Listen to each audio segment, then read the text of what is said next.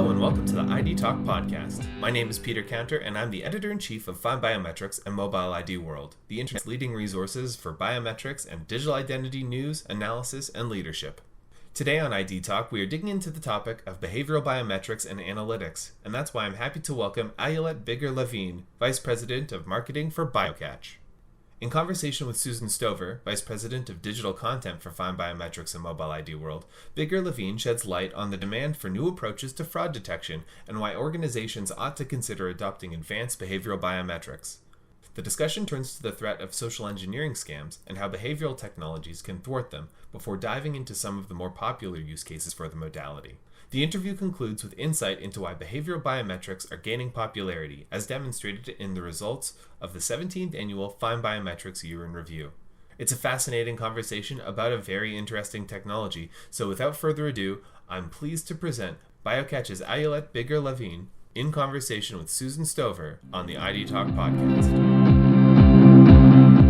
Welcome to ID Talk. It's great to have you here. It's great to be on. Thank you, Susan. In a recent blog post, BioCatch called attention to the rising threat of digital fraud. What is happening in the industry that requires organizations to consider new approaches to fraud detection? So that's a really fascinating topic in my mind. You know, where there's a lot of talk about digital transformation, offering more and more services that are available to customers or organizations at the right time. With mobility and kind of consumerization of user experience. And I think opportunities like open banking are really opening that up even further when it comes to financial institutions, really being able to custom tailor offerings to users based on big data analytics and really offering services to customers when they need them. There's also a lot of analysis, with regards to generation acceptability of these types of services, but overall, it's really about a better cause, better financial management, saving time, inspiring, managing money, all of these great opportunities on one hand. But at the same time, with all this great business and great opportunity anytime, anywhere, digital identity threats continue to evolve. And I call them the three C's: convenience, criminal, and compliance. So from a convenience perspective, we really do have that expectation of a frictionless, seamless experience where services are available anytime, anywhere. So we need to support that infrastructure. Mm-hmm. At the same time, criminal activity really continues to evolve with a growing threat landscape, more and more digital identities consuming services, and their modes of operation also continue to evolve. Mm-hmm. And third pillar is compliance, where we see more and more privacy regulations and consent lifecycle management regulations. But there are also cases where regulatory requirements are driving innovation in the space, driving security, like PSD2 in Europe, whereas what we see in the US is kind of market drivers to create all these services where, things like security are not necessarily regulated in the whole ecosystem, but more on the financial institution side. So these are things to consider when we look at the landscape and the need to create solutions in the space. Absolutely. And what are the most common types of fraud threats today, and why are they difficult for traditional big data dependent security platforms to prevent? It's interesting. We starting in 2003, we saw phishing scams, and then that started the whole era of credential harvesting and private information being scattered all around there. And then controls were put in place to secure against that. And then we saw Trojans starting to create man in the middle attacks, grabbing device information, and then man in the browser attacks.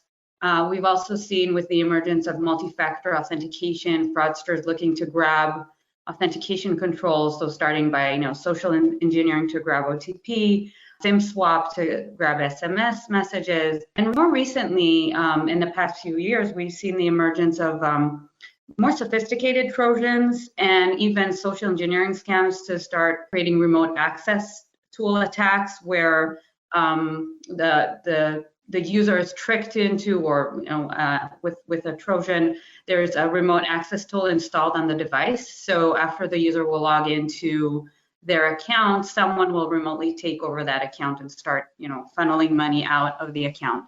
And then We also see what we call deep social engineering voice scams. So it could be, someone calling to tell the user that they need to funnel all their money to a different account. And they really use different means of psychological coercion, let's call it, to trick users into either providing information or funneling money. And those are really, really hard to detect. And, you asked about big data companies, and a lot of the controls today rely on knowing the user or their device. But there are some use cases like account opening where we don't know the user, we've never seen their device before. So how can we put controls in to protect against account opening fraud? And, with use of synthetic ID or real identities, all the information is out there.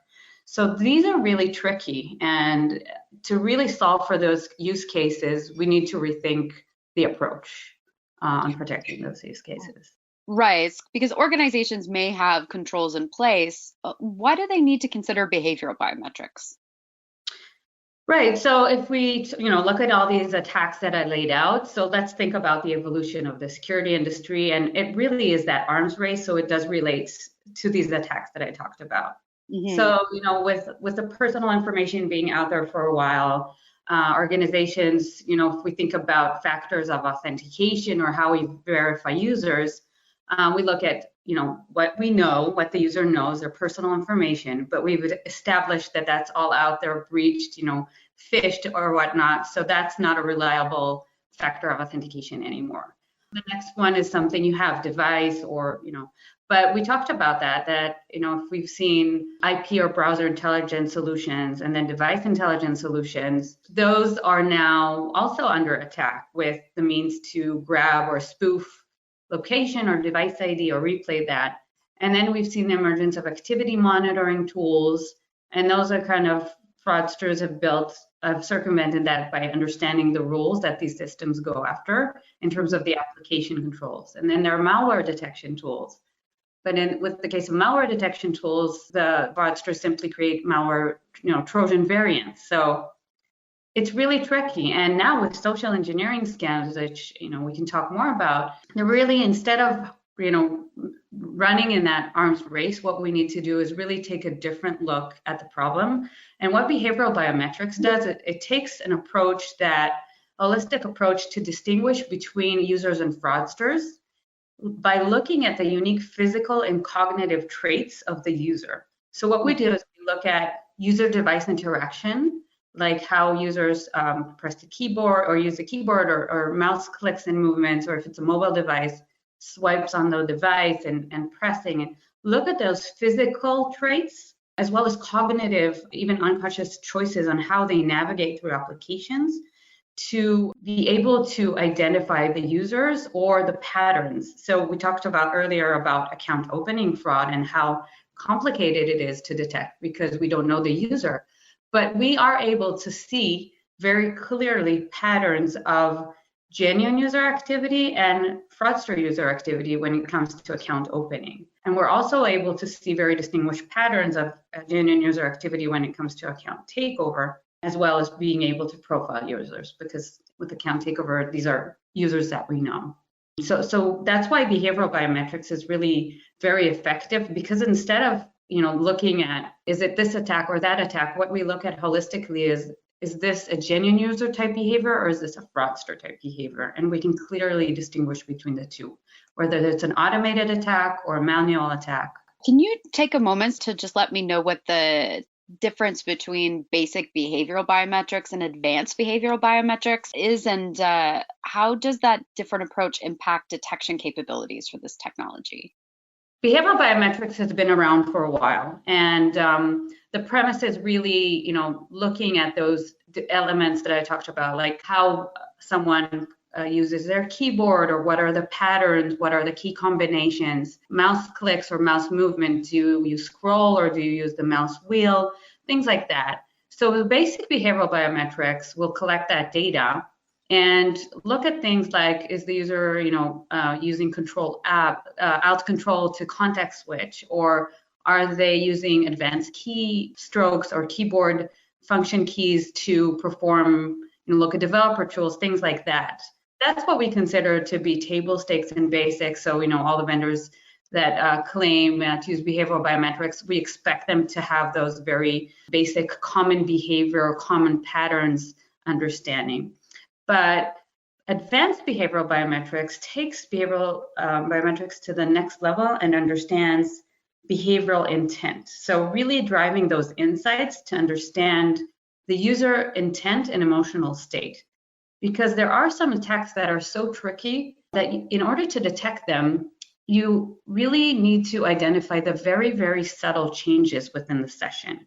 So it requires that continuous assessment throughout the session, not only when there are activities like payment, login, change address, but really continually look at the user activity within the session to detect those subtle changes. So understand if the user is distracted, if what they're doing is purposeful, if they're anxious, hesitant, and really that understanding that insight is what enables us to detect the most sophisticated types of attacks. I thought it was so interesting at the Money 2020 USA show. I saw a presentation by BioCatch, which really physically showed, what is an account takeover versus an actual user. And it was, by the end of it, you could just so clearly see the differences. So it is really interesting. BioCatch empowers a seamless and secure digital experience by activating the power of human-device interactions. Organizations use BioCatch to significantly reduce online fraud and protect against a variety of cyber threats, while applying actionable intelligence to protect and acquire more customers. With an unparalleled patent portfolio and deployments at major financial institutions and global enterprises spanning over 90 million users to date, BioCatch has established itself as the industry leader. For more information, please visit www.biocatch.com or reach out via email to info@biocatch.com. And now, back to the podcast. We touched on this before, but it is quite fascinating how successful social engineering scams are even in 2020. And it makes sense if a bad actor convinces a victim to authenticate a transaction for them, even traditional biometric or multi-factor security is ineffective. But behavioral biometrics does offer a solution. How can technologies like BioCatch's prevent sophisticated social engineering scams? Yeah, and it's really fascinating. I can share a personal story where someone called me and they claimed to be, from the IRS. And being in the space, knowing these types of attacks, I knew exactly that, I knew this was a scam right away, but I just wanted to see what they are after. They asked me for my, why are you calling? I said, I just pressed 1 in your call system. And they asked me to provide first and last name, so I made up a first and last name. They asked for my last 4 digits of the social, so I provided some, just random 4 digits. And then they started gradually to scare me. Initially, it was just, let me look up. Oh, yes, I see some activity in your account. At the end, they were talking about money laundering and criminal activity in Texas and, associated with my account. And they said, okay, I believe you. They said it's a recorded line and we believe you. But they wanted to be able to distinguish between the criminal activity and my legitimate activity. So in order to get that, they asked for my financial information. And at some point, I thought I got it. And the thing is, they managed to scare me. Although I knew that I provided fake information, the psychological effect, being in this space, being an expert on this, still managed to get to me. So imagine someone who's not. So social engineering scams are very, very powerful. And a technique that they use to call someone and coerce them into transferring money in real time while they're guiding them through the banking application, telling them to add a payee and transfer all of their money to a new account, which is really the fraudster's account. Mm-hmm. So the challenge here in detection with traditional controls is this is the legitimate user performing the activity. So they're on their device. They have the ability to pass all means of multi-factor authentication. And there's really no way to detect this, but there is. And I talked about this before. Once we are able to go beyond the basic behavioral biometrics and really elevate the understanding to what is the user intent. And we've seen that users who make these transfers are hesitant in certain places. They might be on a call during the mobile banking session. And it's really, there are many, many different indicators here, and each and every indicator by itself is really weak, but the collection of, hundreds of indicators really that we look at, combined, powered by machine learning to really analyze the situation, that is able to provide the holistic solution. And just to share some numbers with social engineering scams, actually, it's really interesting to see the effectiveness of the BioCatch solution here. And we had a case where we worked with a top 5 US retail bank, so one of the top 5 banks, and they had social engineering scams, and we were able to deploy the solution. And the surprising factor was we had 100% accuracy, so no false positives, and we saved in the first 3 weeks over $400,000. So that's really, really an advanced capability that is very effective with one of the most trending, let's call it, fraud attack types of our day. BioCatch empowers a seamless and secure digital experience by activating the power of human-device interactions. Organizations use BioCatch to significantly reduce online fraud and protect against a variety of cyber threats, while applying actionable intelligence to protect and acquire more customers. With an unparalleled patent portfolio and deployments at major financial institutions and global enterprises spanning over 90 million users to date, BioCatch has established itself as the industry leader. For more information, please visit www.biocatch.com or reach out via email to info@biocatch.com. And now, back to the podcast. In terms of financial services, this is definitely the first major adopter of behavioral biometrics. And in our latest year in review, we saw industry experts point to this vertical market as a major area of growth. What other areas or use cases do you see for behavioral biometrics? Yeah, so today we see behavioral biometrics mostly in account opening fraud, account takeover fraud, and we just talked about social engineering scams.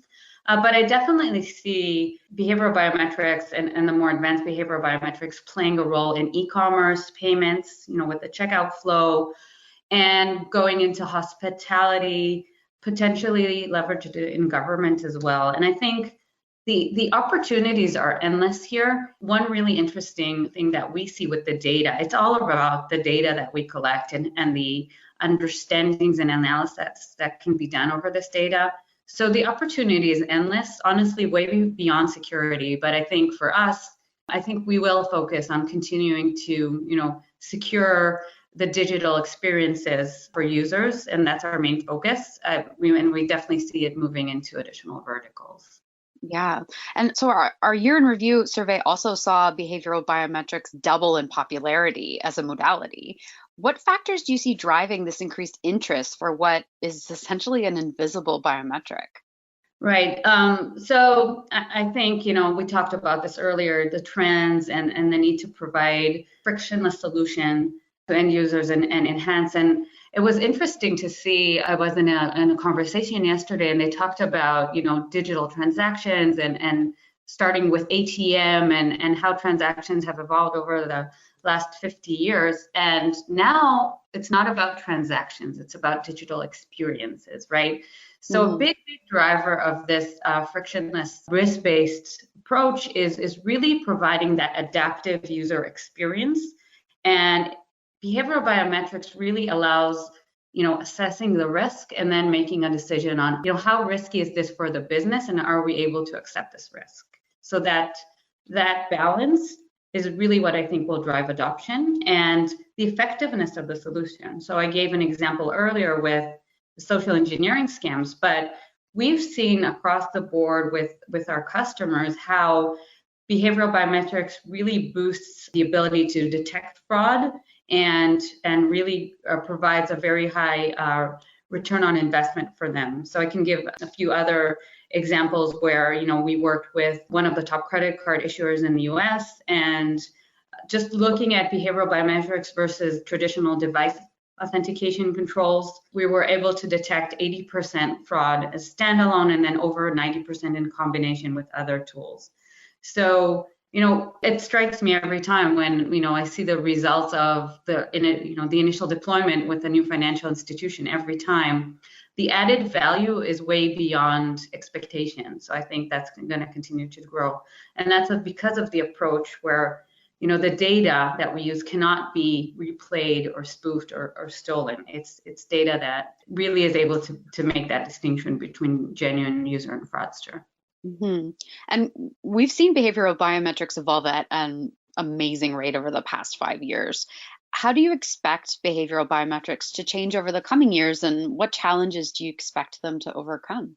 Yeah, so I think right now it's really about that balance, providing the digital experience. And one interesting perspective is really today we treat our customers, or the customers of our customers, really the financial institutions, treat users like criminals because they put all these security controls. So they are able to gain the confidence or elevate the trust with invisible means. They could provide a better user experience. And the driver for them is really, what is the business that they can drive with this enhancement? So there are predictions about business growth by 15% more, or businesses that are able to provide this right balance between trust and the level of risk they're willing to take will earn 15% more revenue than those who don't. So that's something that definitely is a driver for businesses to adopt behavioral biometrics and these types of control. And I definitely believe that the adoption will be exponential as these services are exploding in the financial industry and others, and really all the consumer offerings, and the API economy is growing. So as we continue to deepen our understanding of user emotional state and intent to safeguard genuine user activity, I see this growing. Thank you so much for joining me today. How can listeners get in contact with you and BioCatch to learn more about your solutions and what we talked about today? They're definitely invited. There are 3 options. You can go to our website, www.biocatch.com. You can send an email to info@biocatch.com, or you can email myself, Ayelet.Levin, with no E at the end, at biocatch.com. Great. Well, looking forward to continuing to cover what's going on with BioCatch throughout the year, especially with some of the big shows coming up. And thank you so much for spending the time with me today. Thank you, Susan. It's been a pleasure. And so concludes Susan Stover's conversation with Ayelet Biger-Levin, Vice President of Marketing for BioCatch. To learn more about the topics discussed in this episode, please visit biocatch.com. I'd like to thank Susan Stover for conducting today's interview, and Ayelet for joining us. Our podcast theme music is by Logomrad. I have been your host, Peter Counter. Thank you for joining me on the ID Talk podcast.